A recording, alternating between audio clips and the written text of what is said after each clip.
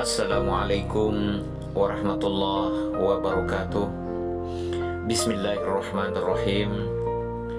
Di pagi yang cerah, tepatnya pada hari Rabu tanggal 28 April 2021, bertepatan dengan 16 Ramadan 1442 Hijriah.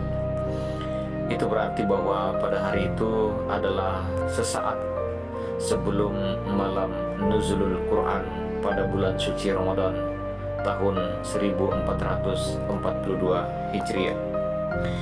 Pada hari itu Masyita yang memang selama ini tinggal di rumah pamannya yang ada di Jalan Mistik, Kelurahan Tahwa, Kota Kolaka, sejak menempuh perkuliahan di Universitas 19 November Kolaka.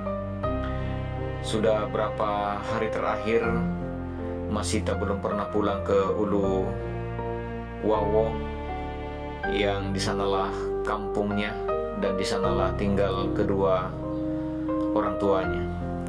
Sehingga pada hari itu Masyita pamit kepada pamannya, "Paman, hari ini saya akan berangkat ke kampus 2 di Tangketada. Dan dari kampus 2 nanti saya sudah tidak singgah di sini, sebab saya sudah akan langsung pulang ke kampung di Uluwawo, sebab saya juga sudah lama belum ketemu dengan bapak dan ibu. Saya sudah sangat rindu dengan bapak dan ibu, dan saya yakin mereka juga sudah sangat rindu dan menantikan saya pulang. Karena itu Om, saya pamit. Saya minta maaf kalau ada kesalahan-kesalahan saya selama ini. Doakan saya Om, saya hari ini akan ke kampus 2 untuk mengurus segala persiapan ujian saya." Pada hari itu akhirnya Masyita kemudian pamit sama pamannya, dan menurut cerita pamannya mengenang dialog singkat pada hari itu, pamannya mengatakan bahwa ketika Masyita pamit dan akan keluar rumah, Masyita bilang begini, "Om, saya pamit karena telah ada yang menjemput saya di luar, sudah menunggu." Dan ketika omnya mengantar Masyita sampai di teras rumah, omnya heran karena tidak ada orang yang menunggu seperti yang dikatakan bahwa telah ada yang menunggu di depan rumah.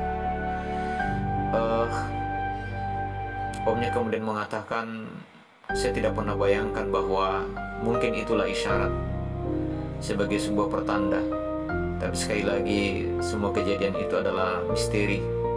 Hanya Allah, Sang Pengatur kehidupan, yang Maha Tahu." Akhirnya pada hari itu Masyita kemudian berangkat ke Tangketada bersama dengan temannya Murniati.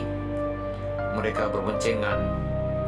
Yang membawa motor adalah Murniati dan Masyita yang kemudian dibonceng, dan mereka berjalan menyusuri perjalanan panjang melewati jalur bypass Kolaka, Pomala, Tangketada. Inilah jalan yang mereka lewati pada saat itu. Dan selama mereka berjalan, mereka lancar ketika menuju ke kampus 2. Ada semangat yang sedemikian tinggi untuk segera sampai di kampus 2, untuk mengurus dan menuntaskan segala persiapan administrasi sebagai persyaratan untuk mengikuti ujian pada saat itu.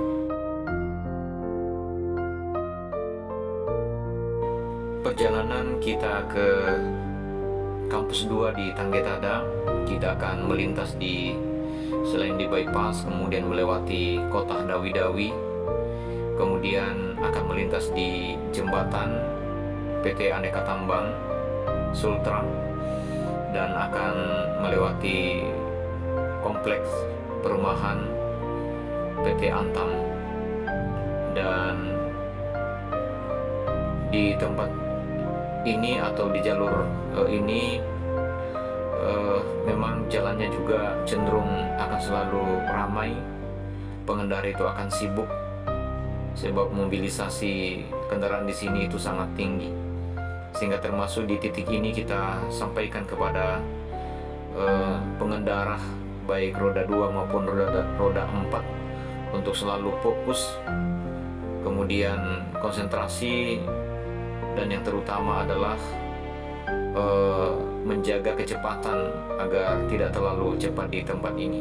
Memang tempat ini juga dalam menjadi titik yang selalu ada peringatan dari Satlantas Kolaka untuk kita lebih berhati-hati dan menjaga kecepatan agar tidak terlalu cepat di tempat ini. Inilah yang mereka lalui mengendarai motor pada saat itu, dan kita sampaikan bahwa di tempat ini memang antara keseimbangan antara pohon di jalur kiri dan jalur kanan itu tidak berimbang. Jadi kalau kita dari Kolaka, maka aspalnya ini dia akan lebih berat, akan rapat ke sisi sebelah kiri, sehingga sering kita terkecoh begitu. Jadi di sini kita harus konsentrasi bahwa aspal itu tidak berada di tengah-tengah, tidak berada di tengah-tengah antara pepohonan di sebelah kiri jalan dengan sebelah kanan jalan. Jadi betul-betul harus fokus. Baik, kita lanjut kembali dalam ilustrasi kita hari ini dalam melihat bagaimana jalur atau perjalanan yang ditempuh oleh dua mahasiswi USN yang nanti akan kita sampai pada detik-detik dan proses kejadian yang naas itu. Dan ini adalah tugu yang ada di ujung perumahan kompleks PT Antam. Di tempat ini juga jalanannya seperti itu, lurus ya, coba kita lihat lurus, tapi ruas jalan itu menjadi sangat terbatas atau sempit, sehingga ketika roda 4 ya jenis Avanza atau Kijang berpapasan di sini itu memang sudah harus berhati-hati. Apalagi kalau mobil-mobil mobil-mobil yang membawa muatan, mobil truk yang lewat di sini, kita berpapasan benar-benar sangat hati-hati. Terutama di sini, ini adalah puncak yang sangat sering terjadi kecelakaan di sini karena ruang pandang dari arah yang berlawanan ya tidak transparan sebab dia ada gundukan gitu, sehingga betul-betul pengendara roda 2 dan roda 4 agar betul-betul sangat berhati-hati di sini. Selain jalannya yang ada bukit seperti itu, ditambah lagi dengan jalannya sempit, kemudian tambah lagi dengan aspal yang cenderung selalu akan retak di pinggirnya, yang biasanya kalau kita turun dari aspal itu biasa agak terlalu dalam sehingga menjadi sangat riskan dan sangat berisiko. Sehingga ya memang ini menjadi bahan pertimbangan buat kita untuk selalu berhati-hati dalam berkendara. Sebab berkendara itu yang kita jaga yang pertama itu adalah keselamatan kita, kemudian keselamatan pengendara yang lain. Di samping itu bagaimana menjaga kendaraan kita agar tetap aman, demikian juga kendaraan orang lain. Sebab ketika terjadi benturan yang kita tidak inginkan, tentu akan pertama merugikan kita dari segi kesehatan dan keselamatan, juga akan merugikan kita ketika terjadi kerusakan di kendaraan kita. Demikian pula kepada saudara-saudara kita yang ya hari itu kita berpapasan, ketika terjadi benturan, maka keselamatan mereka juga akan akan mengalami risiko yang sangat tinggi. Demikian juga dengan keselamatan kendaraan. Juga di sini, di tikungan di sini, ini sangat berbahaya. Kita benar-benar harus berhati-hati di sini, apalagi bertemu dengan mobil-mobil truk yang sampai 16 roda biasa. Di sini tetap harus kita membunyikan klakson, karena kalau tidak, ya pengendara yang menjadi lawan arah kita itu kadang tidak sadar bahwa dari bawah ada yang seperti ini. Benar-benar harus konsentrasi, terutama dalam berkendara. Benar-benar kita harus menghindari untuk berkendara kemudian sambil menelpon, apalagi baca SMS atau WA atau apapun itu. Oke, baik. Saat ini kita sudah akan sampai di kampus USN Kolaka.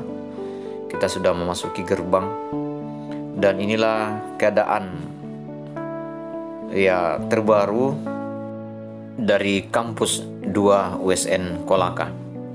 Di sini saat ini telah ada 4 fakultas yang melakukan layanan akademik atau proses perkuliahan, yaitu Fakultas Sains atau Sains-Tek maksud kami. Yang kedua ada Fakultas Pertanian. Yang ketiga ada Fakultas Teknologi Informasi atau FTI. Kemudian ada Fakultas Sosial dan Ilmu Politik atau FISIP.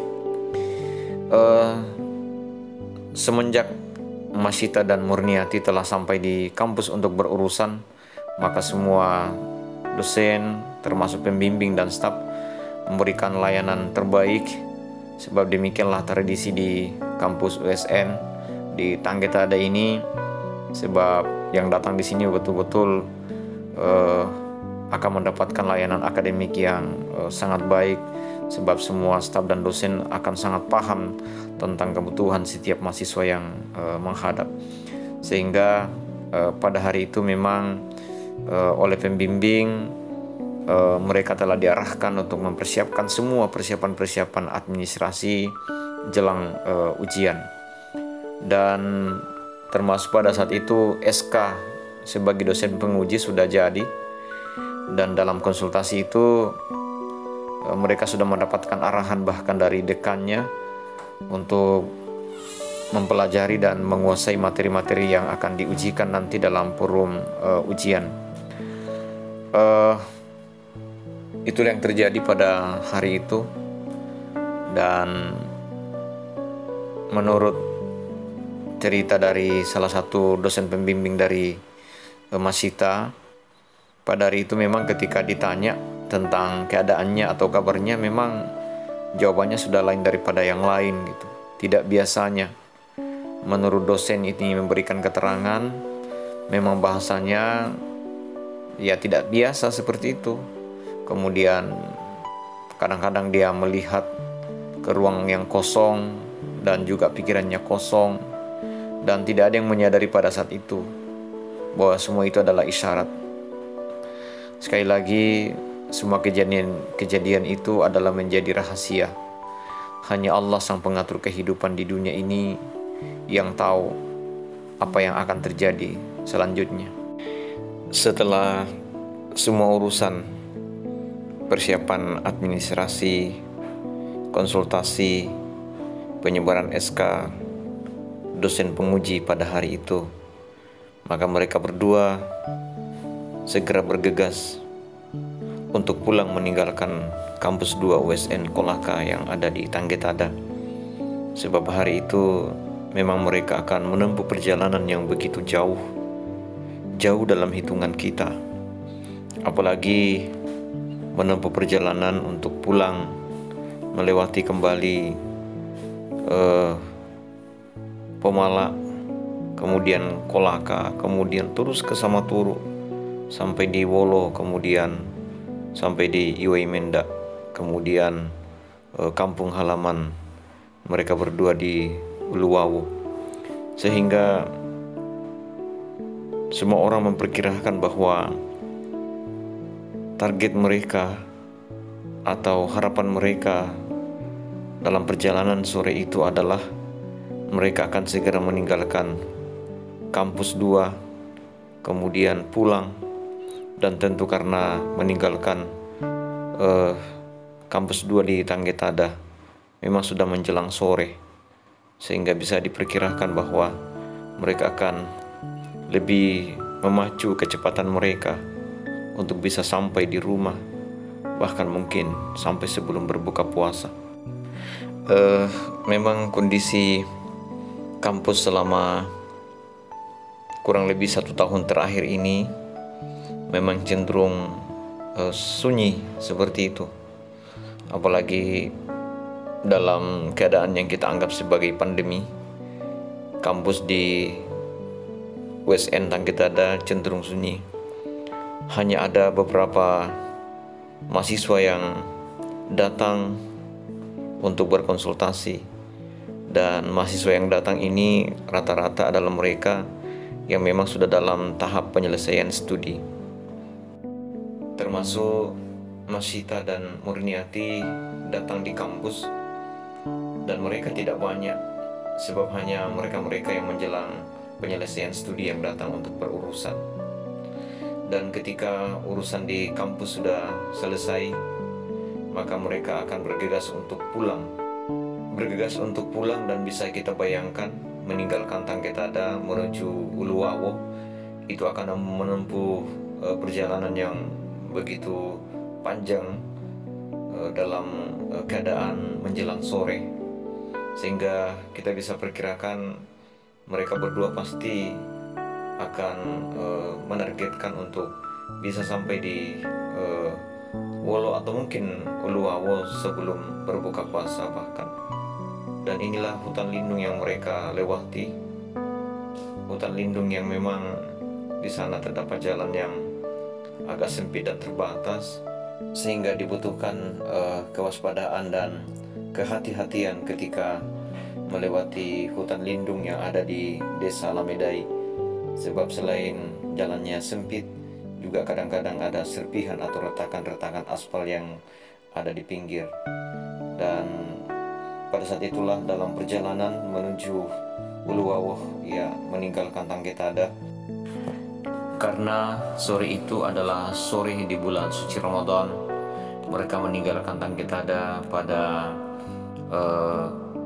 ba'da asar menuju Pomala, Kolaka, dan masih akan menempuh perjalanan jauh sampai di Uluwabo, sehingga memang bisa diperkirakan kecepatan motor itu melaju lebih cepat daripada biasanya, sebab bisa dibayangkan bulan Ramadan, kemudian hujan sementara rintik, kemudian menjelang sore, sehingga mereka ya pasti menargetkan agar bisa sampai di kampung halaman, bertemu dengan orang tua, kemudian berbuka bersama, sehingga ya bisa dibayangkan mereka mengemudikan motor lebih cepat daripada biasanya.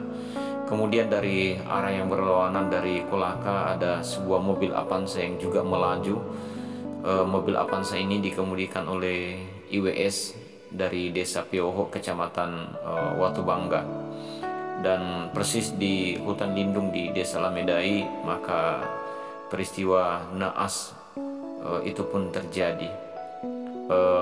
Menurut pengakuan supir Avanza IWS di depan polisi, sesuai keterangan Humas Polres Kolaka Bribka Riswandi, bahwa sopir Avanza mengaku pada saat itu melawan arus, sehingga di luar dugaan kedua mahasiswi ini kemudian menabrak mobil Avanza yang memang melawan arus pada saat itu, sehingga mobil Avanza mengalami rusak berat di sisi bagian kiri pada pintu belakang, dan akhirnya laju Avanza berhenti karena terhalang oleh pohon, sehingga bumper bagian kanan juga rusak berat.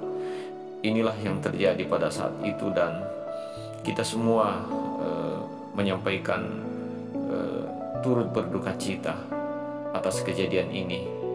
Sebagai orang yang beriman, kita harus ikhlas menerima segala ketentuan dari Allah Rabbul Izzatil Jalalah, sang pengatur kehidupan manusia. Allah Subhanahu wa Ta'ala telah mengingatkan manusia dalam firman-Nya, Bismillahirrahmanirrahim, Alladzina idza asabatuhum musibah qalu inna lillahi wa inna ilaihi raji'un. Bahwa orang-orang yang bila ditimpa musibah, mereka berkata, inna lillahi wa inna ilaihi raji'un. Sesungguhnya kami milik Allah dan kepadanya lah kami akan kembali. Kasus ini telah ditangani oleh Polres Kolaka, dan saat ini sopir Avanza telah ditahan atas kelalaiannya yang mengakibatkan 2 nyawa tidak bisa diselamatkan. Sekali lagi tentu semua kita menyampaikan duka yang mendalam atas berpulangnya ke rahmatullah almarhumah Masyitah binti Bahmid dan almarhumah Murniati. Atas kejadian ini, doa terbaik dari kita semua mengiringi kepergian dan perjalanan panjang, bahkan perjalanan meninggalkan kita semua untuk selamanya. Semoga mereka diampuni oleh Allah Subhanahu wa Ta'ala, segala khilafnya diampuni oleh Allah Subhanahu wa Ta'ala, dan segala kebaikannya selama di dunia menjadi asbab Allah Subhanahu wa Ta'ala akan memasukkan mereka ke dalam jannah, dalam sebuah tempat yang indah yang Allah janjikan bagi orang-orang yang beriman. Apalagi kejadian itu keduanya berada dalam jalan menuntut ilmu, dan itu berarti mereka berada di jalan fisabilillah, dan kita yakin bahwa mereka meninggalkan dunia ini dengan husnul khotimah, sebuah akhir yang sangat baik. Setelah kami sampai di rumah duka pada saat itu, kami bertemu dengan keluarga, dengan ayah atau bapak dari Masyitah. Ini sementara dekan fisik berbincang-bincang dan memberikan keyakinan dan kesabaran kepada orang tua atau bapak dari almarhumah Masyitah. Ada ratusan keluarga yang datang melayat pada saat itu, sebab mereka mengenal sosok Masyitah sebagai anak yang berbakti kepada kedua orang tua, dan kejadian ini benar-benar di luar dugaan dan tidak pernah dibayangkan ataupun disangka-sangka sebelumnya. Tapi demikianlah ketetapan Allah Subhanahu wa Ta'ala. Ketika telah datang, maka tidak ada kekuatan manapun yang bisa menahan ataupun menunda, dan bahkan tidak ada kekuatan apapun yang bisa mempercepat daripada ketentuan Allah Rabbul Izzatil Jalal. Kami sangat terharu ketika melihat ayah dari Masyitah yang duduk menatap keranda jenazah anaknya. Kita bisa merasakan getaran kesedihan dari ayah almarhum. Jadi ayahnya ini adalah yang pakai baju putih dengan pendek, itulah ayah dari almarhumah Masyitah. Dan pada saat itu semua sivitas akademika WSN Kolaka yang datang atas nama rektor ikut dalam barisan jamaah sholat ketika mensolatkan jenazah Masyitah. Dan demikianlah, inilah ketetapan Allah Subhanahu wa Ta'ala, bahwa semua yang hidup pasti akan mengalami kematian. semua manusia akan punya sejarah masing-masing, dan sejarah itu kita hanya jalani. Sebab tidak ada yang pasti dengan masa yang masih terpampang di hadapan kita. Tidak ada yang pasti dengan masa depan kita. Yang pasti adalah bahwa waktu itu akan tetap berjalan dengan sangat cepat, dan setiap kita melangkah, sungguh waktu telah mengantarkan kita pada fakta-fakta atau tahapan-tahapan kehidupan selanjutnya. Sekali lagi bahwa inilah ketetapan Allah Subhanahu wa Ta'ala. Maka yang kita harus lakukan setiap saat adalah kita berikhtiar memperbaiki ibadah kepada Allah, kemudian berdoa menyandarkan kehidupan dan keselamatan kita kepada Allah Subhanahu wa Ta'ala. Sebab manusia hanyalah makhluk yang lemah. Mereka hanya bercita-cita dan berharap, tapi Allah jualah yang akan mengabulkan dan mengatur daripada cita-cita dan harapan dari setiap hambanya. Kita perlu membangun sebuah kesadaran bahwa jangankan manusia, kita terlalu lemah.